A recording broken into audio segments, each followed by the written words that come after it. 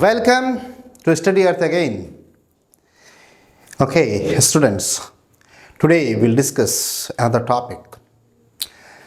हम लोगों ने क्लास 9th के दो चैप्टर्स को फिनिश कर दिया है. एक है एटम्स एंड मॉलिक्यूल्स, दूसरा है हमारा मोशन. दोनों चैप्टर हमारा ख़त्म हो गया. अब हम लोग तीसरे चैप्टर की तरफ बढ़ते हैं. केमिस्ट्री का बहुत ही इंटरेस्टिंग चैप्टर है, दैट इज़ एटॉमिक स्ट्रक्चर. यानी कि हमने एटम्स के बारे में पढ़ रखा है. एटम्स हम जान चुके हैं कि every matter is made up of atoms. सारे जो मैटर हैं वो एटम्स से बने हैं. फिर एटम्स हमने पढ़ा है कि इलेक्ट्रॉन्स, प्रोटॉन्स, न्यूट्रॉन्स से बने हुए हैं. फंडामेंटल 3 पार्टिकल्स हैं उसके अंदर. आज हम ये बात करेंगे कि आखिर उसका अरेंजमेंट कैसा है, उसकी शक्ल कैसी है, उसकी सूरत कैसी है ना, उसका शेप कैसा है, किस तरह का दिखता है.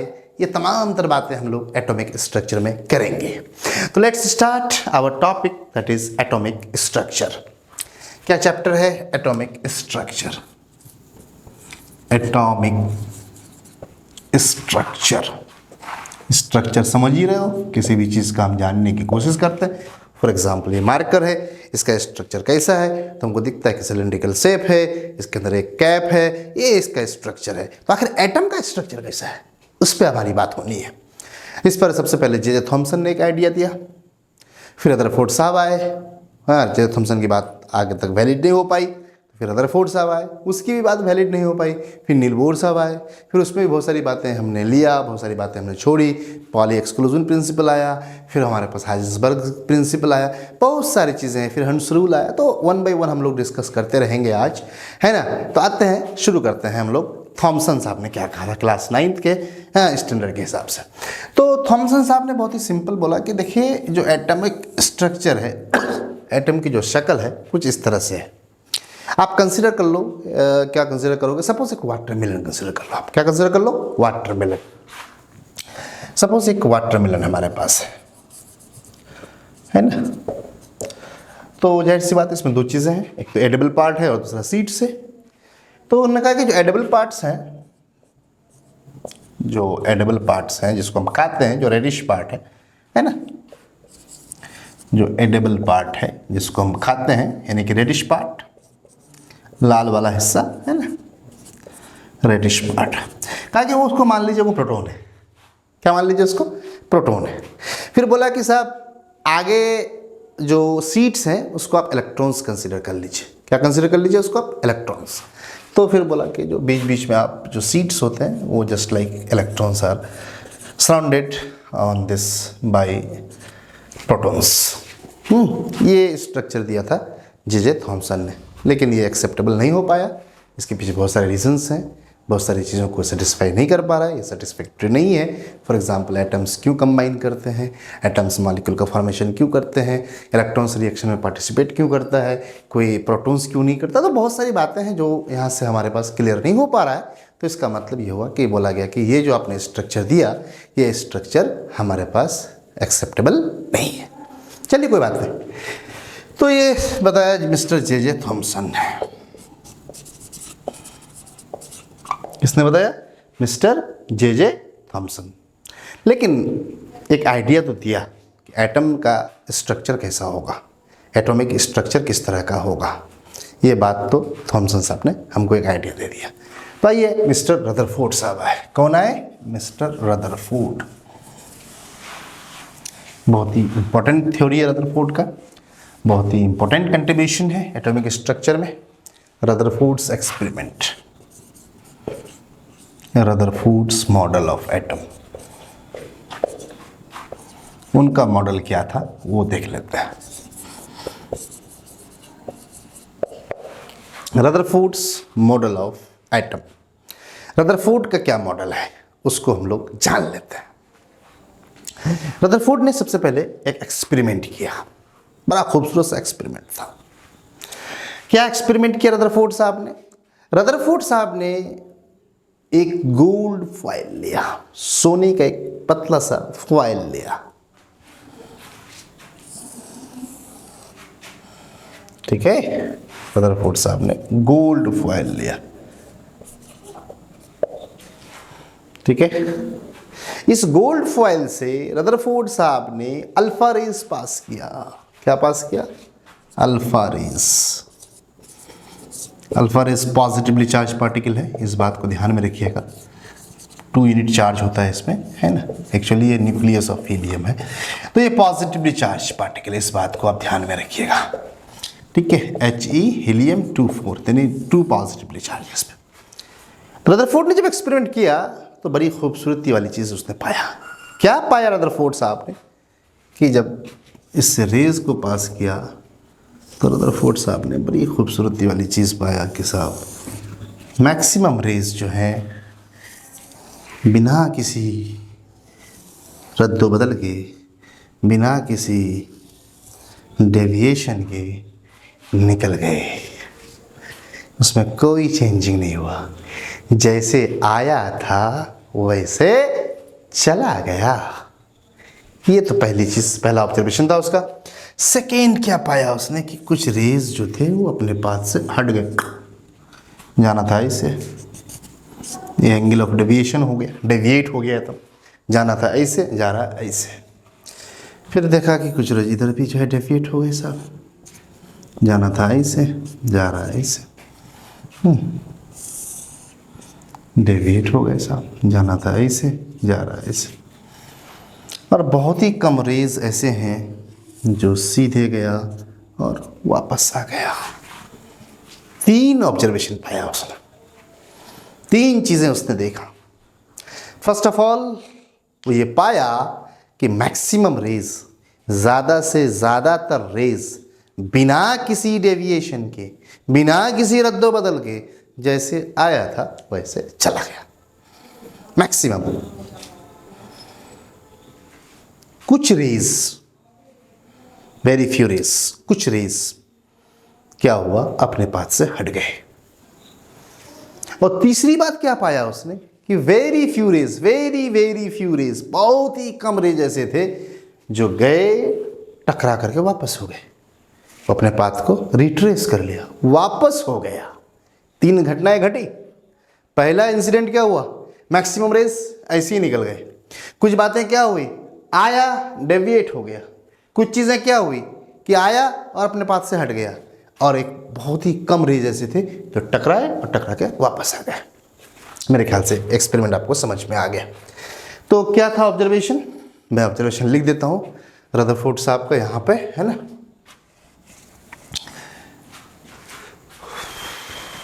यही मैं ऑब्जर्वेशन लिख देता हूँ, है ना। तो रदरफोर्ड क्या किया, सबसे पहले कि गोल्ड फॉइल से अल्फा रेज पास किए। तो he passed alpha rays through gold foil.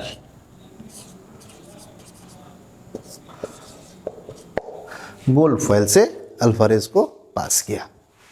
क्या पाया उसने, maximum rays. He found following observation, है ना। क्या पाया उसने, maximum raise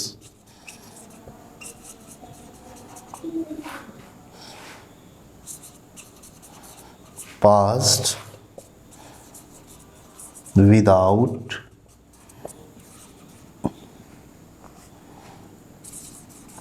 any deviation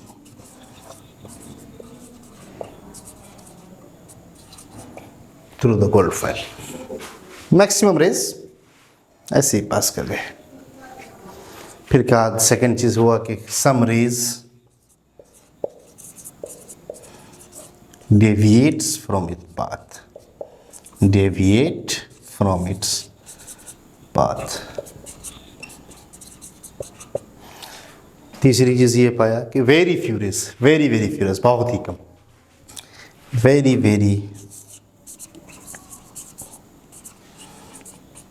few rays retrace its path, वापस आ गया।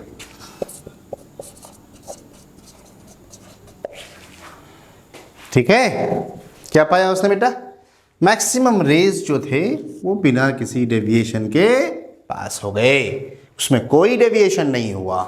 कुछ रेज अपने पाथ से डेविएट हो गए, इधर जाना था इधर चला गया, इधर जाना था इधर चला गया, डेविएट हो गया। और बहुत ही फ्यू रेज हैं, बहुत ही कम रेज थे जो अपने पाथ से वापस हो गए।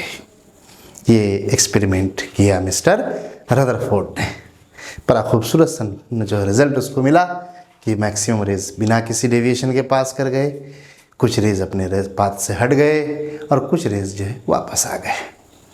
ठीक है, रेशियो घटता गया। सबसे ज़्यादा बिना किसी डेविएशन के पास हुआ, उसके कंपैरिजन में बहुत ही कम रेज अपने पाथ से हटे, और उसके कंपैरिजन में बहुत ही कम रेज क्या हुए, अपने पाथ से वापस हो गए, रिट्रेस हो गए। ठीक है बेटा, चलिए रदरफोर्ड ने क्या दिया यहाँ से मॉडल, दैट इज इम्पॉर्टेंट। तो Rutherford model of atom, Rutherford का जो अब मॉडल है उस पर मैं बात करता हूँ।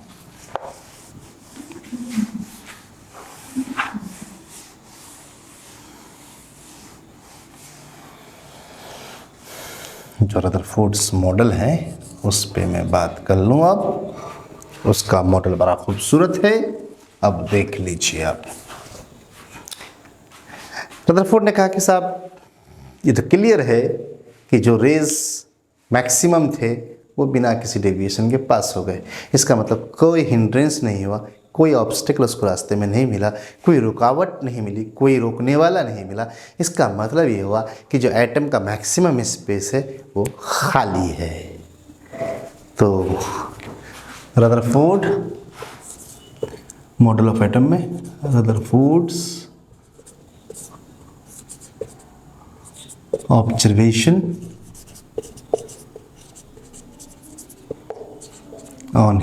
on the behalf of his experiment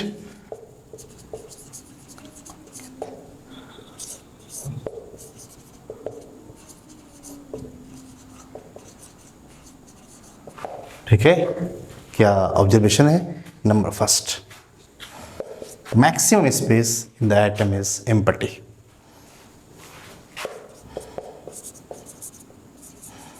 maximum space in the atom is empty, खाली है। तभी तो बिना किसी डेविएशन के पास हो गया भाई।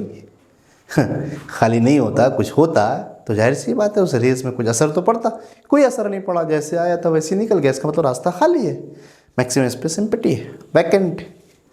क्लियर है? ये तो पहली बात हो गई। फिर उसने कहा कि साहब कुछ रेस तो डेविएट हुए। अब यहाँ समझने की ज़रूरत है। कुछ रेस यहाँ से आए और आने के बाद डेविएट हो गए। जाना कैसे था बेटा? ऐसे जा रहा है, वैसे, या फिर यूँ समझ जाओ ऐसे जा गया, ऐसे जाना था इसको, ऐसे। Delta dash angle of deviation. बोला डेविएशन क्यों हो रहा है? दिमाग में खुजली हुई कि वाई रेज आर डेविएटेड, क्यों रेस डेविएट हुआ भाई? चलिए बिना डेविएशन के गया तो बोल दिया खाली है, कुछ नहीं है। अब इसका क्या जवाब है कि भैया डेविएट हो गया? बहुत ही सिंपल। रदरफोर्ड साहब ने कहा कि साहब अल्फ़ा रेज जो हैं पॉजिटिवली चार्ज पार्टिकल हैं। इसका मतलब ये हुआ कि यहाँ पर कोई पॉजिटिवली चार्ज पार्टिकल है जिसकी वजह से यहाँ पर रिफ्लेक्शन, यहाँ पे जो है उसको क्या हो गया साहब कि इसको यहाँ से डेविएट कर दिया। क्यों? क्योंकि पॉजिटिव चार्ज रिपल्सिव फोर्स लगाता है। क्या लगाता है? Repulsive force. तो यानी कि यहाँ से जो ही रेज गया, ये पॉजिटिव रेज था, यहाँ पे ऑलरेडी पॉजिटिव है, पॉजिटिव इसने उसको रिपल कर दिया, इसने इसको रिपल कर दिया। बात मान ली गई, सही बात है, सही एक्सप्लेनेशन है कि साहब अगर सेंटर पे पॉजिटिव चार्ज है ना, तो जो है पॉजिटिव चार्ज को रिपल करेगा। तो जाहिर सी बात, जब रिपल करेगा, रिपल्सिव फोर्स लगेगा तो रास्ता तो बदलेगा। तो बोला कि at the centre there is positively charge. क्या बोला? At the centre there is positively charge. क्यों सेंटर पे बोला? क्योंकि जाहिर सी बात है इधर से तो खाली है, इधर से भी खाली है, क्योंकि वो तो बिना डेविएशन के चला गया था। मैक्सिमम स्पेस तो खाली हो गया। जहाँ से डेविएशन शुरू हुआ तो इसका मतलब सेंटर पे पॉजिटिव चार्ज था, उसके बगल से जो रेज गया उसको क्या कर दिया? डेविएट कर दिया। जो सेंटर पे पॉजिटिव चार्ज था उसके आसपास से जो रे गुजरा उसको कहा कि भैया तू डेविएट हो जा, क्योंकि ऑलरेडी मैं पॉजिटिव चार्ज हूँ, तुम पॉजिटिव चार्ज हो तो मेरे पे तो रिपल्सिव फोर्स लगेगा, जब हम तुमको रिपल करेंगे तुमको अपना रास्ता बदलना पड़ेगा, यही ना होगा। तो क्या बोला, there is positive charge at the centre, there is positive charge at the centre, और उसी सेंटर का उसने नाम दिया न्यूक्लियस। क्या नाम दिया, न्यूक्लियस। तो there is positive charge at the centre known as nucleus.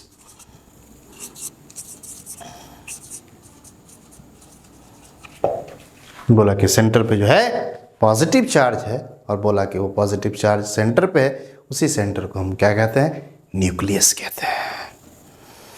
चलिए साहब, और आपको अच्छी तरह मालूम है पॉजिटिव चार्ज किस पे होता है सर, प्रोटॉन्स पे होता है।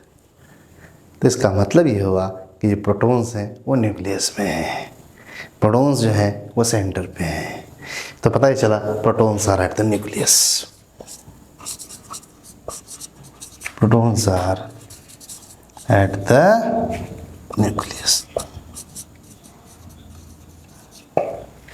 जो प्रोटॉन्स हैं वो न्यूक्लियस पे। चलिए कुछ बातें तो क्लियर हो रही है, कुछ चीज़ समझ में आ रही है। रदरफोर्ड के एक्सपेरिमेंट के बाद कि साहब मैक्सिमम स्पेस खाली है, कुछ रेज अपने पाथ से डेविएट हो रहे थे, उसका भी हमने रीज़न बताया क्यों डेविएट हो रहे हैं। इसका मतलब कोई ना कोई वहाँ पर पॉजिटिव चार्ज है, जिस पॉजिटिव चार्ज की वजह से उसमें डेविएशन हो गया रिपल्सिव फोर्स की वजह से। चलिए साहब, ये दो बातें उसके ऑब्जर्वेशन से आया। किसके ऑब्जर्वेशन से, मिस्टर रदरफोर्ड के एक्सपेरिमेंट्स के जो ऑब्जर्वेशन है उस पर हम ये बात कह पा रहे हैं। अब रदरफोर्ड ने इलेक्ट्रॉन्स के बारे में क्या कहा है ना, उसके एक्सपेरिमेंट से तो इलेक्ट्रॉन्स के बारे में कुछ पता नहीं चल पा रहा है, लेकिन रदरफोर्ड को तो कुछ ना कुछ आइडिया देना था। रदरफोर्ड साहब ने कहा कि जो इलेक्ट्रॉन्स हैं ये न्यूक्लियस के चारों तरफ क्या कर रहे हैं, रिवॉल्व कर रहे हैं। तीसरी बात उसने कहा कि जो इलेक्ट्रॉन्स हैं है ना, वो रिवॉल्व करते हैं कहाँ पे, अराउंड द न्यूक्लियस। जो इलेक्ट्रॉन्स हैं रिवॉल्व्स अराउंड द